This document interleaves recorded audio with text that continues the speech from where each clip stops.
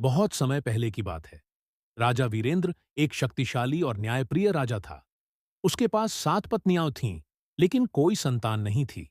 वह हमेशा यही सोचता रहता कि उसके राज्य का उत्तराधिकारी कौन होगा। भविष्यवाणी का डर। एक दिन एक साधु ने राजा को भविष्यवाणी सुनाई। महाराज, आपकी मौत आपकी ही एक पत्नी के हाथों होगी। यह सुनकर राजा डर गया। उसे अपनी 7 रानियों से बहुत प्रेम था, लेकिन अब वह उन पर पूरी तरह भरोसा नहीं कर पा रहा था। कुछ ही दिनों बाद राजा के महल में अजीब घटनाएं होने लगीं। राजा का घोड़ा अचानक मर गया। उसके शयनकक्ष में एक जहरीला सांप पाया गया। उसके खाने में जहर मिला दिया गया, लेकिन समय रहते पता चल गया।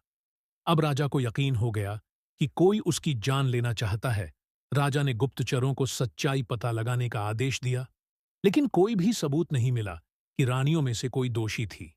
फिर भी राजा को सबसे छोटी 7वीं रानी सौम्या पर शक होने लगा।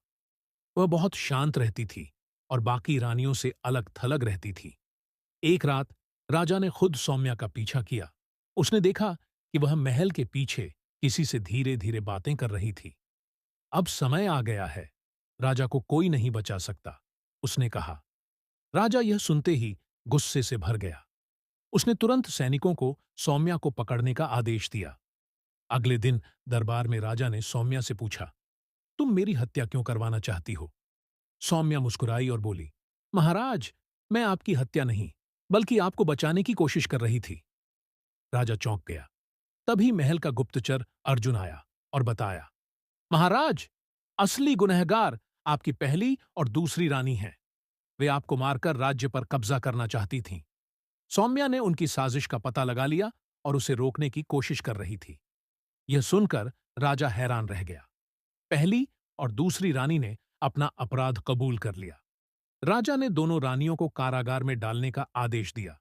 उसने सौम्या को धन्यवाद दिया और उसे अपनी सबसे प्रिय रानी बना लिया। शक करने से पहले सच जानना जरूरी है। जो सबसे चुप रहता है, वह सबसे समझदार हो सकता है। सच्चे साथी वही होते हैं जो बुरे समय में आपका साथ दें